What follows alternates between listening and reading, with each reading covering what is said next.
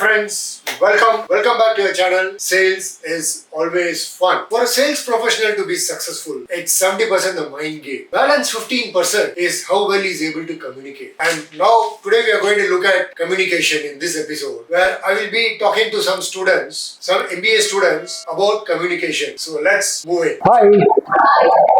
Okay, so let's start with something interesting. Now that you have seen me, I'll ask you a few questions. You just tell me if you have an opinion or not, right? Just tell me if you got an opinion or not. If you got an opinion, good, bad, you can raise your hand. If you don't have an opinion, yes. So how many of you think I'm educated? So how many of you think I'm knowledgeable? And how many of you think I'm trustworthy? That's interesting. And were you able to guess from which part of the country I am? You must have had some guess, right? This guy should be from here, from there. It doesn't have to be right. If you have an opinion, you can raise your hand. That this guy can be from north, south, east, west, whatever it is. Now the basic thing what we're going to do is what is communication. So what is communication in simple terms? In very simple terms, what is communication? Communicating ideas, sharing ideas and thoughts, conveying messages. Brilliant. Anybody else? In simple terms, we are giving out a message and the person receives at the other end. Only then the communication is complete. So in simple terms, communication is giving out a message and somebody receives it. And in fact, we started this communication business right from the time you were born. Do you agree with me? You know why? The moment you were born as a child, you cried. And when you cried, your mother was happy, the doctor was happy, because you communicated to them, I am here, healthy, alive. Right? Had you not cried, probably you would not be here. So we have been communicating from the time we came to this earth. So now you must be wondering, I've been doing this communication from the time I'm born, and what are these people going to teach me? Something I've been doing from the time I was born, and what is this? So I just give you a brief. We'll get into the basics of information. So what are we going to do today before moving? We will look into basics of communication. We'll look into presentation skill. How many of you here would like to become public speakers? Give good presentations, even at the college, when you go for your job tomorrow. Yes. So we will learn good amount on how to do presentation. And the most important skill in communication is the listening skill. Because like I said, communication is giving out a message and the person receives it and they send to somebody. Now, as we said, communication, there is somebody who sends the message. There is a media through which it goes and there's somebody receiving it. Very simple. This is all communication is all about. So let's look at what happens when you send. You have a thought in your mind and that you put it as words. It can be words, it can be drawing, it can be writing. It can be any form, right? And then it is sent to the media. Here, of course, we are doing face-to-face. Sometimes on the YouTube or you are watching on this, it is through the media. And the receiver gets it. Through the media, it goes to the receiver. Receiver then decodes what he has received and he gives a reply back. His message comes out. So this is how a general communication happens for basics. So communication can be verbal, can be non-verbal. We'll get into those a little later.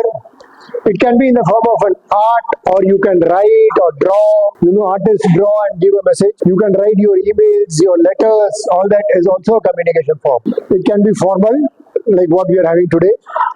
It can be informal, like what you have in your canteen or when you chat outside or within the class. That's an informal communication. So non-verbal communication is based on how you appear.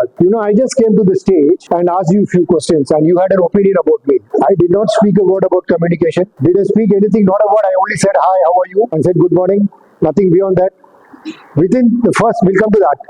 You formed an opinion seeing how I appear. So your appearance in any communication, face-to-face or through your videos is very, very important. Your facial expression, the way you communicate, will your face, like if I come with a strict face, stand like this, I communicate something different. When I come here, stand calm, cool, you feel easy, right? So my facial expressions matter. So similarly, when you communicate, the way your facial expression is, does matter.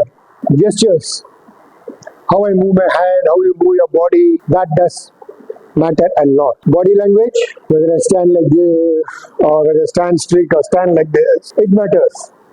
How your body is, how confident you conveys. Eye contact, suppose I start speaking like this, what happens? the entire connection is lost, right? So you need to look at the other person's eye when you talk. And you can use objects, like I'm using a PowerPoint presentation here. You can also use physical objects. Suppose you're talking on a specific subject, I can bring something related to that very specific and show to you. Like you would have seen in your physics class or chemistry classes where they bring models and show to you. Your non-verbal communication has also got your tone and vocal variety. Now, vocal variety is very important. You would have read some books some 3-4 times, but is there any chance that you remember a single page of the book which you can say without seeing it, right? You can't. Hardly anybody will, 1 in 1,000 or 1 in a lakh. But how many of you can sing a full song comfortably? Raise your hands. Many of us, right? The number of words is the same in the book and in the song. But we remember the song. Why? Because of the variety in the vocal in the song. The song has got a vocal variety. We have some high pitch, some low pitch, some this way, that way, right? So that is why we are able to remember that. Somebody you talk in the same monotonous tone, people will get bored. So how you talk matters. In communication, how you say something is equally important as what you say. For example, a simple thing, like take a word, I love you. Simple. You say I love you in a very soft way, it sounds good. And you go, I love you. What happens, right? The meaning is lost. So how you say in communication is very, very important. Because when you are in the corporate world, probably in a year or two, you'll be stepping in there it matters a lot. It just doesn't matter what you say, especially vocal communication. How you say, what is your tone, what is your language, how is your body language matters. So have it registered in your mind. What I say is important, but how I say it is more important. Even if you go to a small kid and talk to him or her in a serious tone, the child will not respond. But on the contrary, you speak to the kid like a child. What happens? You use the same language as the kid use, and you talk slowly, pausing and dancing and all that. You can be very sure the kid will respond back to you beautifully. So if a kid can do that, how about an adult human being? In fact, in the first 7 seconds, we look for these, whether we like it or not. And that's exactly what the person opposite to you looks at you. The first thing I did ask you 3-4 questions. Am I trustworthy? Am I this, that? These are things that our subconscious mind reads when it sees a person. Our conscious mind may not know about it. But in fact, this is what men look for. For a woman, there are about another 5-6 items that comes in. So a woman reads a person more than what a male reads a person. When it comes to communication, especially the first impression that gets formed is 55% by your body language. Your body language includes the dress you wear, how you present yourself is what is communicating. 55% of the people take communication from that, and 38% from the tone of the voice, how you present it, and only 7% by what you say. And this is a research done by Albert Beribiev. He's a Russian who settled in USA and did this research, and this is very famous research. Any book on communication will talk about this, and this is especially true on your first impression. Now, why is it important for you as students is one, when you go for your interview, you know what matters and how much it matters. So, of course, how you do that is a different ball game, but then you can be very clear. You should be rest assured what you present to the interviewer, because all of you are equally qualified. So, nothing great to choose between her or him, but what matters is how she presents and how he presents. That is all that they're going to look for. Now, communication can be face-to-face, it can be through writing, through art, your newspapers, reading, it can be through telephone today, or it can be through social media. So these are the ways of, now what is this? Now, when is the last you had a self-talk? Today morning? Or right now you're having a self-talk? Yes. How many of you had it today morning? Anybody who didn't have it, I should ask. You spoke to yourself, right? And this is the most dangerous and the best communication you can have. Your mathematics became difficult for you because you told yourself maths is difficult, right? Your history became difficult for you because you told yourself history is bad, history is tough. Because I had the same bad self-talk. When I was doing my MBA, economics was a big villain for me. All other subjects was very comfortable, but for economics. So I kept saying economics is bad, bad, bad. And I just with great difficulty managed to scrape through the paper. So what you talk to yourself will be reflected out on your body language, whether you like it or not. If I were to say that I am bad at presenting, I am a bad communicator, that will show in my way I come and here today, I'll stand like this. I'll say, see, we are going to talk about communication.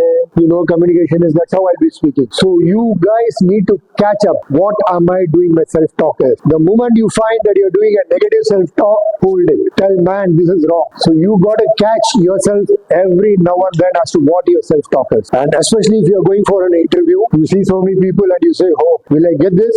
Your mind will read it and it will sabotage you because you yourself not going to be comfortable. On the contrary, yes, I am good, I am the best, and I step out. You put in your best there. Results coming is different. So in communication, this part of it, which happens within you, is very, very important. Like I'll give you a classic case. You're going to run for a 100 meters race, right? You're on the start line. You look to your left, oh, this guy runs in 9 seconds. This guy runs in 8 seconds. Oh, that guy runs in 9.5 seconds. If you see that way and you start, you will never run the race. What will I run if you think you know how badly you run the race? On the contrary, if you think I am the best and I'm going to put in my best today and you run the race, yes, you will be giving a perfect performance. So this, friends, have it in mind. Ensure you catch yourself whenever you talk wrong about yourself. Because some beliefs have gone very deep into you. Like some of you might think I'm not looking good and all that. Is wrong. Catch yourself whenever you say that this is not good, that is not good. Catch yourself and correct yourself. Because nobody else can do that because this is done only within you. Because that reflects on your confidence. Have you gone through the different parameters that is required in a good communication? No, right? Fine. We'll just quickly run through. When you are communicating, whether it is written, oral, or art, or whichever form, there are certain basic ground rules which you should be clear that you are doing it. One, you got to do it confidently. Two, there has to be perfect clarity. What is the message has to go clearly. So you will have to go, okay, I'm saying this. You have to for a minute become the other side. Especially when you are officially, when you type a mail, don't immediately press the send button. Just wait for a few minutes, come back, read it as if you are the receiver. Then you know what changes you need to make in the mail as a receiver, not as a sender. It has to be concise. Don't beat around the bush. Whatever is the message, give it in a single point, straight point. It has to be correct and concrete with proof. Not saying some vague research or some vague proof. Give it with concrete, because especially in your official world where you reach there, things have to be clear cut. You can't play politics by saying this, oh, he told, that told. It doesn't talk good about you. Context. Now, there was a report. Policeman killed 2 men. That is all the reporters. Policemen killed 2 men. So how many of you think the policemen are bad, right? Policemen killed 2 men. No, obviously the policeman is bad, right? But then the context is they were criminals who raped a woman very badly and killed her. Now you will say the police did a good job, right? So ensure that the context is given very clearly. What is the background? Why is it done? And the sentences are complete. There is no incomplete or half sentence. Make sure that sentence is complete, whatever you give. And this is the most important. You need to see what kind of audience you have. If to a child, I cannot talk the way I'm talking to you, right? Or to a corporate person who has been working for so many years, I can't talk this language. I need to change my language. So I have to change it according to the audience and I have to be courteous. You cannot afford to be rude. Even if we are between your boss and the subordinate or whichever way it is. You will have to be courteous when you talk to people. So we'll run through that quickly. Clarity, it has to be consistent, it has to be concise, it has to be correct and concrete. The context has to be there. You have to provide completeness and it has to be coherent and logical. Because you can't say you're good in the beginning and then say later things are bad or things like that. Your message has to go coherent. I cannot say sales is going up like this. Even your body language has to go coherent with your what you say verbally. And it has to be relevant to the audience. In life, this is a simple message. You are as good as you communicate. You are communicating bad, you are taken as bad. You communicate good, you are treated as somebody who is good. So how you communicate is what matters. Whether it is verbal, non-verbal, whichever way you communicate, how you communicate is very important. So we will end this episode here. Please do not forget press the subscription and the bell button so that you are intimated when the next video is loaded. Thank you. Bye bye.